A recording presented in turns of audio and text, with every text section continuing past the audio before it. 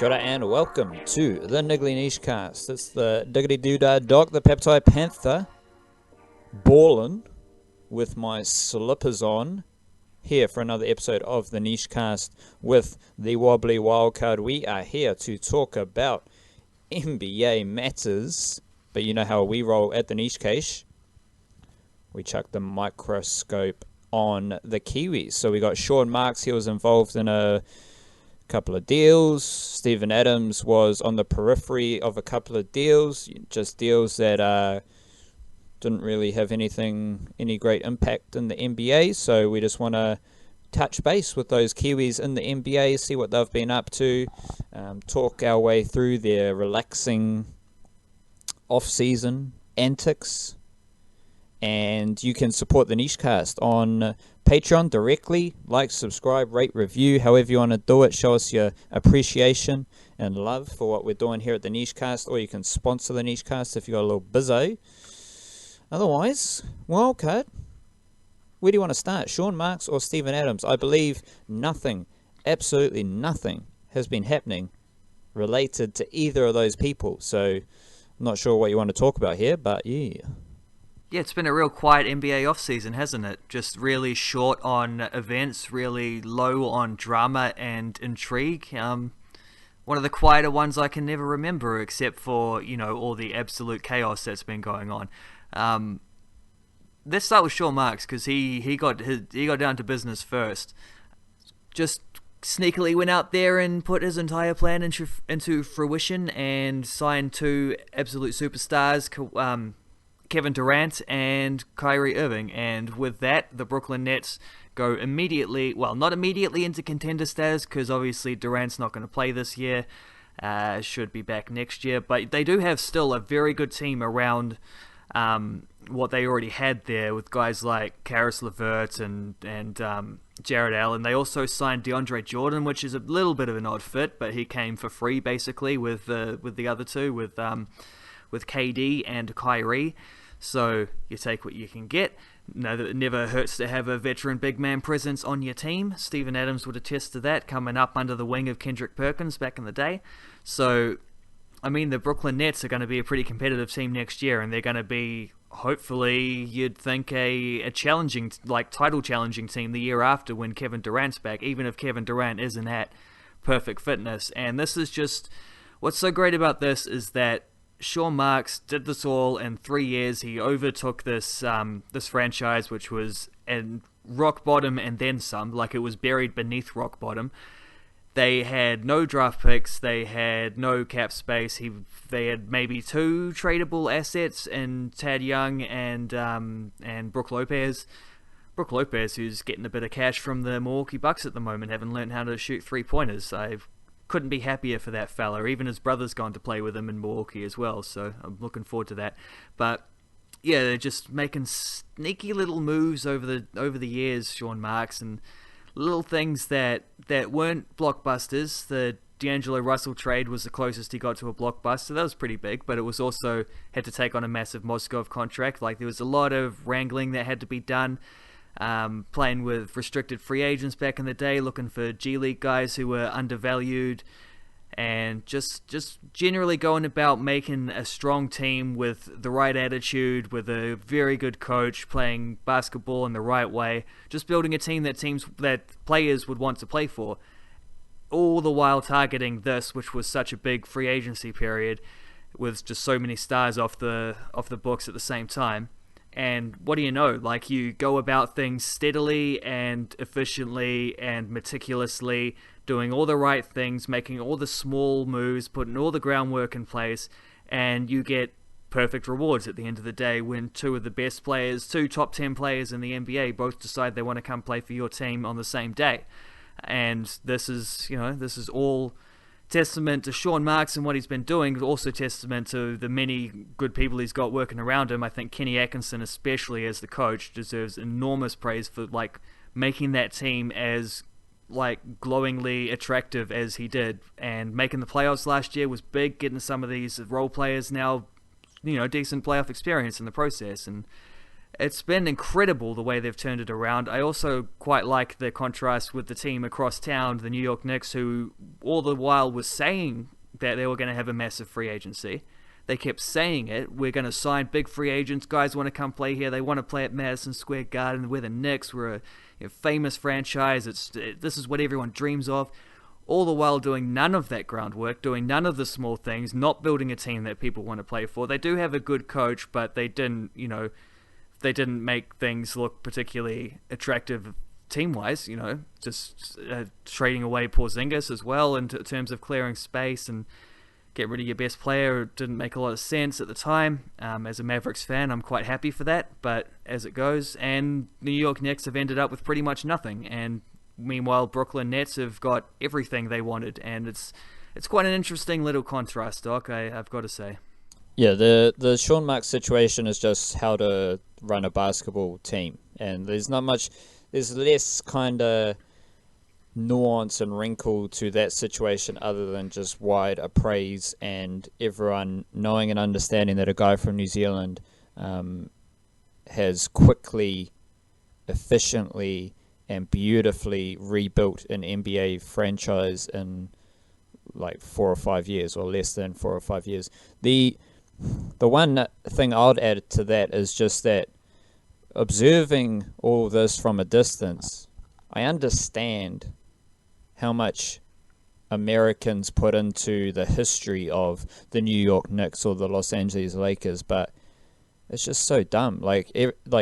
People are basing their opinions on where someone should go, and especially like a lot of the media members as well, because of the history of those franchises. And for me, I can understand the situation. I understand everyone, like, these are franchises that have a long history of success.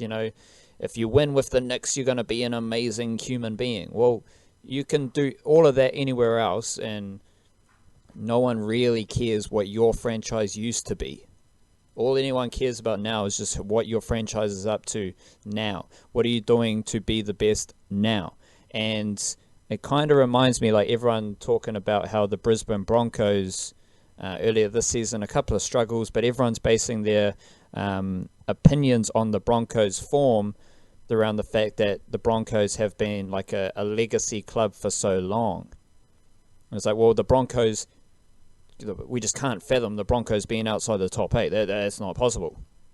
It shouldn't be allowed to happen. Well, it's like, well, you're in a sporting league and shit changes. So either you keep up or you go outside the top 8. You miss the playoffs, whatever it is. It's just, history is a big part of sport, but in this NBA bubble, it's quite clear. Like, I didn't need this clarity, because I kind of noted this a while ago, just how infatuated everyone is with how things used to be, or what your team used to be.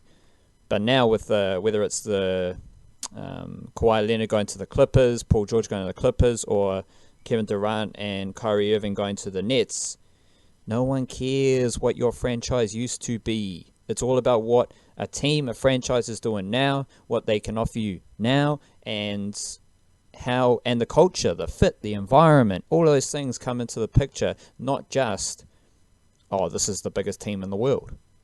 Yeah, I mean, the Toronto Raptors just won the NBA title, not the Lakers, not the Knicks, not the Celtics, the Toronto Raptors. They're not even in America, And, I'm pretty sure we talked about this a couple weeks ago leading into free agency, which is like, if you look at it objectively, if you take out the history and those kind of things, if you just look purely at basketball in terms of what you will get next season and the coming seasons after that from these respective franchises, why would Kevin Durant ever want to pick the New York Knicks ahead of the Brooklyn Nets?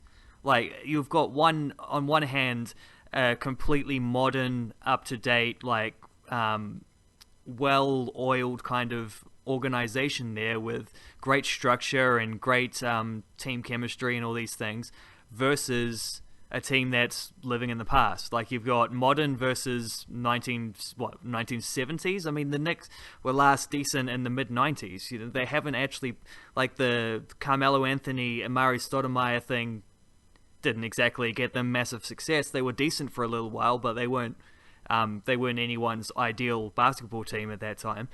I mean, they haven't been really good since, like, bloody Charles Oakley or whatever, which is before I started watching basketball. And Kyrie Irving is, what, like 28, 29 years old probably. He grew up in New York State, but he grew up in Brooklyn, and he probably started watching basketball around the early 2000s. He was watching the Nets when they were quite good at that time. Like, he grew up as a Nets fan. I don't even see why he would consider playing for the Knicks if that was the choice. Like, it's that whole, like, yes, the history, the legacies, those are big deals, but I think what you mentioned with the media thing is probably the main thing, because what you look at with, like, a team like the New York Knicks, the Boston Celtics are in this category, the Los Angeles Lakers are in this category, like, they've got massive history. They've also got big fan bases. They're also from big cities, and they have media bases that are specifically like New York media, LA media, the Boston media, and you get people like, the Celtics have got Bill Simmons chirping for the Celtics' best interests whenever he possibly can, just because he's a fan. The New York Knicks have got Stephen A. Smith yapping about things, like this. They create a bubble of interest that probably isn't reflective of it is reflective of what the fans are going through, because these are high populous areas, teams with a lot of fans, teams that, you get a lot of coverage if you talk about these kind of things. But what the players are going through, I just don't think the big market things go through their head anywhere near as much as the idea of, am I playing with my mates? Am I playing in a competitive atmosphere? Like, Paul George, okay, he's gone now, but he re-signed to play for the Oklahoma City Thunder at a time where he could have gone to somewhere like New York or Boston or wherever a year ago. A year later, things look very different, but still, he like the Oklahoma City Thunder have been able to retain Russell Westbrook up to this point as well. Like, they lost Durant, they lost Harden, they traded Harden, to be fair. They only really lost Durant in terms of their own decisions, like being, things being out of their hands. But it's just, and look at the Milwaukee Bucks, they're a team with a bit of history, but they're not a team that's from a massive market. But look at what they're doing at the moment. Like, guys want to win games. The guys are competitive. The Golden State Warriors weren't a super franchise until they drafted Curry and Thompson. Like, I just don't think that factors into the brains of the players going through free agency themselves anywhere near as much as it's, purported to. I'm going to offer how I perceive the Steven Adams situation with Oklahoma City Thunder, and then we'll let you kind of break it down. For it. So Paul George gets traded from the Oklahoma City Thunder to go to the Clippers, joining forces with Kawhi Leonard.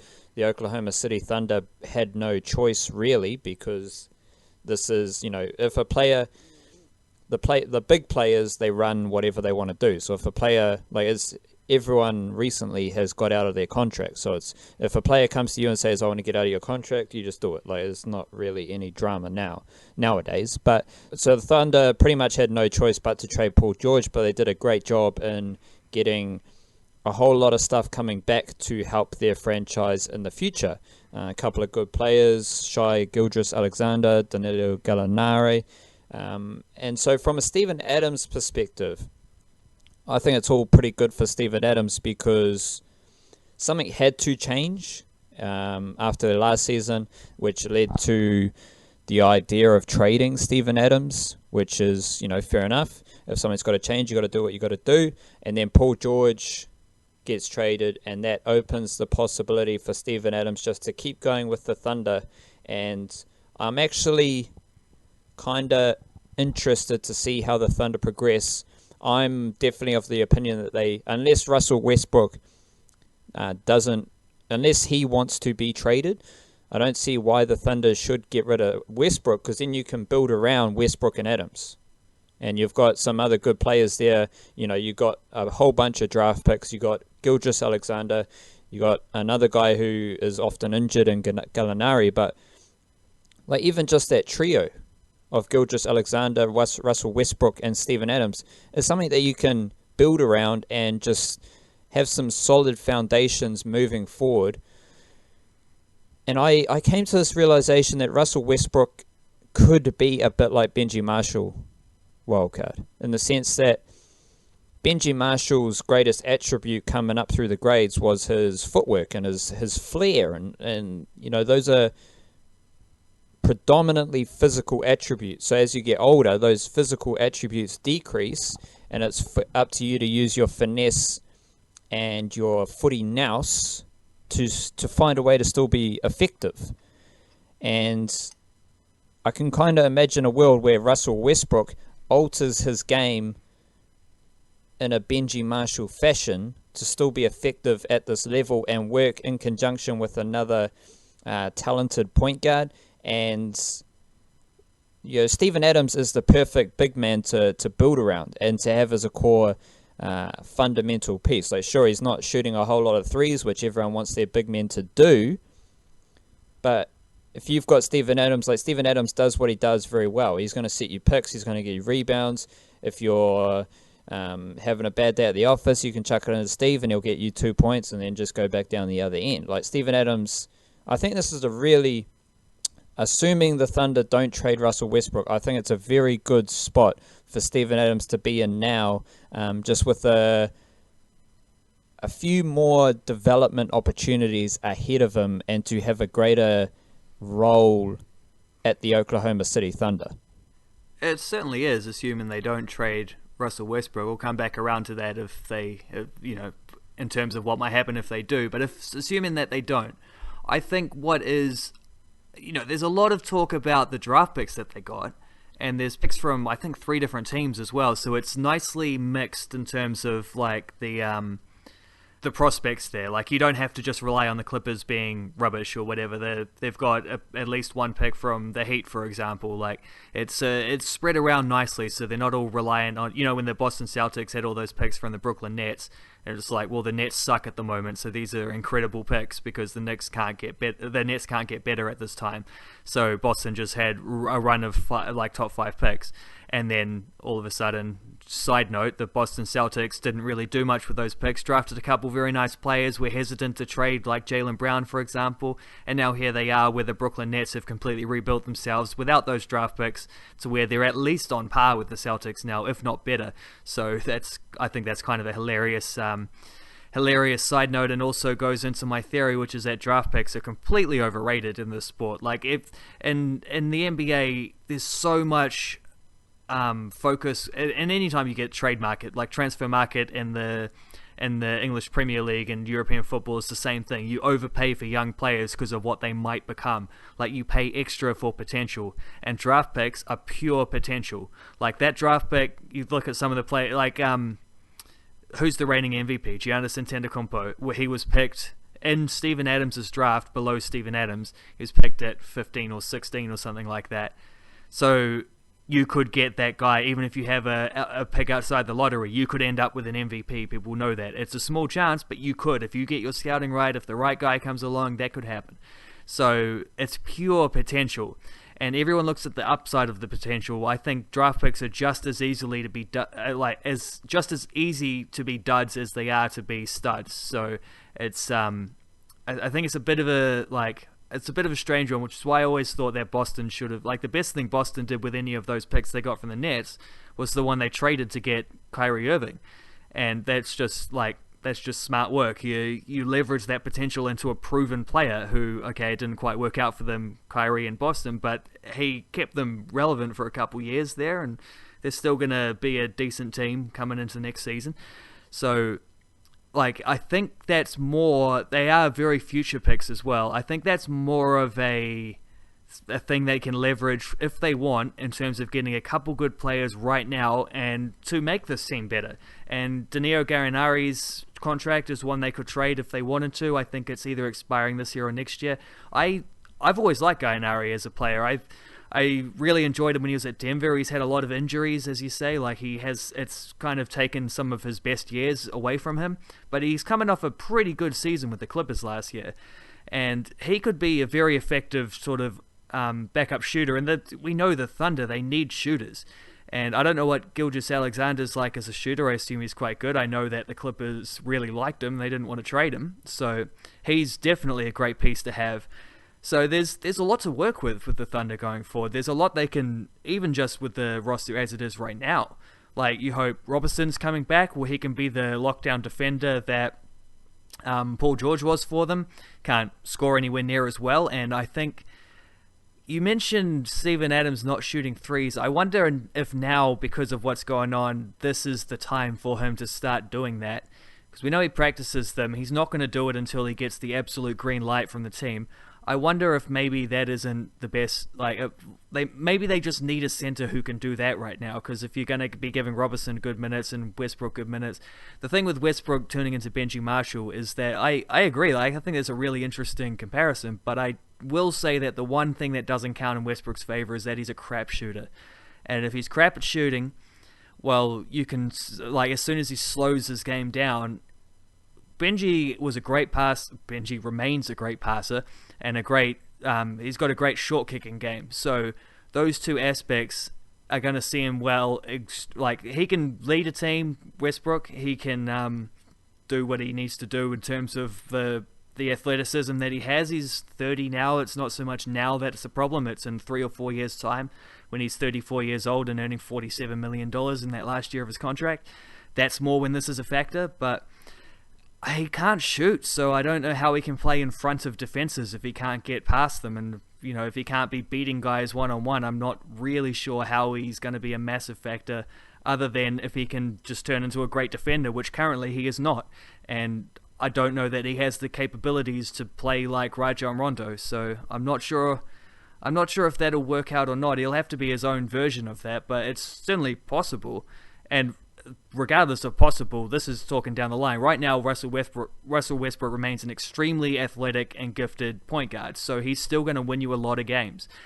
How many triple-doubles does he need this season for them to actually win a playoff game? I think we've seen in the last 3 years that triple-doubles during the regular season have no effect on being able to win playoff games. So they've definitely gotten worse without Paul George, but they do have the tools to be able to get better. It's just a matter of what can you do at this point? And I would say more likely than not that they do trade Russell Westbrook because, look, they already were in a situation before they knew that Paul George had this opportunity to go to LA. Before they knew that, they were already in a position where, and I called this out a couple times, they wanted to lessen their luxury tax bill. So they were already thinking of trading players for salary reasons while still wanting to remain competitive. And I just thought that's stupid. You can't take talent away from your team for a non-talent related idea and then still expect to be equally or more talented because they weren't winning playoff series as it was, so they're expecting to be better. So I thought they were already in this compromised situation. But if you think about it, they wanted to get rid of tax. They wanted to lessen their tax before Paul George left. They've now got rid of their best player and still are over the tax. There's definitely 100% another trade that's coming out of this team. Now, whether that is Russell Westbrook or not, whether that is, I think Dennis Schroeder would be, if they get nothing back for Dennis Schroeder, I think that might just take them under the tax, which would, be the ideal option because especially with Gilgeous-Alexander now, Schroeder's pretty irrelevant. They don't really need him. But do they have a market for Dennis Schroeder? Do they have to attach one of those picks to get rid of him, sort of thing? Would they have to do that with Westbrook as well? Is a tricky one to wonder about. And then Adams as well remains on the trading block for this exact reason. And when you look it's tricky because they could run it back and be a pretty decent. They could still make the playoffs with the team they've got, especially if they're able to add one or two other shooters around there, especially if Robertson comes back at something close to healthy. But it just feels like this was a signal of intent from OKC, even though it was a spur of the moment kind of thing. They only had a day or two in order to work this out. The way they leveraged the trade, the way they got the Raptors involved, the way they got so many draft picks coming back their way, knowing that for the Clippers they would pay whatever it took because A, they had to stop the Lakers getting Kawhi. It wasn't just them missing out, it was their biggest rivals getting everything that they wanted in return, equally and opposite effect there. It was also the fact that they probably wouldn't get Kawhi if they didn't get Paul George. So they knew for them, they weren't just trading for Paul George, they were trading for both of them, which meant they were paying for both of them, which means OKC is getting double value for Paul George. So sweet as, OKC have got themselves this great haul. And OKC have positioned themselves where in a couple years when those draft picks come around, they're going to be able to rebuild quite nicely. However, like, do you want to be paying max dollars to not compete in the playoffs right now? And they've gotten worse. They're winning with Paul George. They're probably not going to win as much without him. They at least need a couple more pieces to do that. So it's tricky, and this is why I think that probably they are, like, this is just an opportunity that's come along, and Sam Presti's been one of the most opportunistic guys out there. And let's not forget that all of this haul that he effectively got for Serge Ibaka, because Serge Ibaka was traded. He got the two fellas, Oladipo and Sabonis back. Those guys were traded for Paul George, so now Paul George has turned into all this. They effectively got all this for Serge Ibaka, which is crazy good management there. But Presti's always been great at trading. He's not been great at turning that into, like, ultimate success. So I don't know. I think they've been given an opportunity to rebuild, and I think an opportunistic general manager like that is probably going to lean towards that rather than paying big dollars in a small market, which is already a factor they were considering even when they thought they were still going to be competitive. So tricky times there for the Oklahoma City Thunder. Is there anywhere you think that Westbrook would fit better than the Thunder, though? This is the trick. Like, I'm struggling. There is one team I can think of who I think he would go really great on, and I would love to see. Other than that, I only see reasons why Westbrook doesn't make sense for teams rather than why he does. Like, is there anyone that stands out to you that might even be a possibility? Oh, I'm just regurgitating all the NBA podcasts I hear. So, like, I do that a lot. They're only talking about the Miami Heat. So, apparently, they're the biggest suitors at the moment for Russell Westbrook, but none of it really makes a whole lot of sense, and I'd just rather see him stay in Oklahoma City, stay and re-up with what they have, and then Steve just to keep on trucking and just stay steady. Because I think if Steven Adams can stay steady, good things will happen for him. It's when things get a bit shifty that I think it could take a little turn for Steven Adams. Yeah, the frustrating thing for the Thunder is that every single year they seem to have a vastly different team now. And that's constantly being shifty for Steven Adams. And just when he was at his best was probably that 2016 playoffs, when the last year they had Durant, and it was like he had shooters all around him. He had Serge Ibaka as an extra defensive presence, a big guy. Like, he just had a really nice situation to just put his head down and do his own thing. And he's a better player now than he was then, but he's not necessarily having the same impact. Even though he's scoring more points, he's playing more minutes, the stats look better. He's not necessarily catching the eye as much as he did, because he's, it's tricky for him to get involved when he doesn't have shooting range. He relies on having space to run to the basket and being able to at least get a dude one-on-one in the post kind of thing. And that's hard to do when defenses can collapse in front of Russell Westbrook. So you do need those shooters around. Gallinari's a great piece. He helps those things, whether they use him or whether they trade him for something else. Like, it's something to keep an eye out for sure. So I do worry a little bit about Steven Adams' fit like that. But I think if they did decide that, like, they have to trade someone else because this team is just stuck in the middle and isn't this and isn't that, we don't want to be stuck in the middle. That's the worst place to be. Like, challenging for the 8th seed in the first round loss is just not that's not the ambition of any franchise. So if they decide they have to trade someone, and Russell Westbrook nets them the best value and is probably the one that makes the most sense, because from Westbrook's point of view, he doesn't need to be part of a rebuild. He's tried to do that for 3 years. He's the most competitive man in the world, which is why, my team was the Miami Heat. The prospect of him on the same team as Jimmy Butler, the two most competitive men on planet Earth, would just be, like, mouth-wateringly fun. I think it would work too. I think those two would go real well together, and I just envy, not envy, the opposite of envy. I my absolute sympathies to any, like, undrafted rookies who happen to be on that team with those two dudes, because the second you make a mistake, you're getting your skull bashed into the hardwood there. So unfortunate for those fellas, but I think that would just be so much fun if he ended up there on a team which could be relatively competitive, especially in the East, which has lost a couple of its best free agents recently. So I think that would be a lot of fun. But if they did trade if OKC did decide they had to rebuild and they traded Russell Westbrook, I think they would be perfectly happy to have someone like Steven Adams leading the culture there, leading the rebuild, just being an example to everyone else. I think he's almost ideal in that situation, which is why I think teams like the Atlanta Hawks have been mentioned recently in terms of trades. I don't know what they've got to offer other than they've got some draft picks, they've got a couple useful young players, so they've got some things there. I think they would be a team that would be are looking like, if they're rumored for Steven Adams, they're looking at him for that exact reason as well, because he's a great professional. And the Thunder, I think, would be absolutely happy to keep him on that salary for that reason, like to be that guy, to be that presence in the locker room kind of thing. So either way, he's going to get in an interesting situation, because he's either going to be traded to a team that, if you trade for him, you really want him. But I don't think there's a market for a big center, especially on that kind of money. We've already seen Boogie Cousins signed for like I can't remember what the Lakers are offering him, but it's something like a mid-level exception kind of range, and he is probably going to be playing off the bench behind JaVale McGee. So, like, that is a pretty good indication of where the center market lies. So I don't think anyone's going to pay enough to get Steven Adams. And I didn't think this before free agency. I don't think this after free agency. I just don't think there's a market. So I don't think he'll be traded. I'm pretty confident he'll be on the Thunder next season. It's just whether Russell Westbrook is there with him too.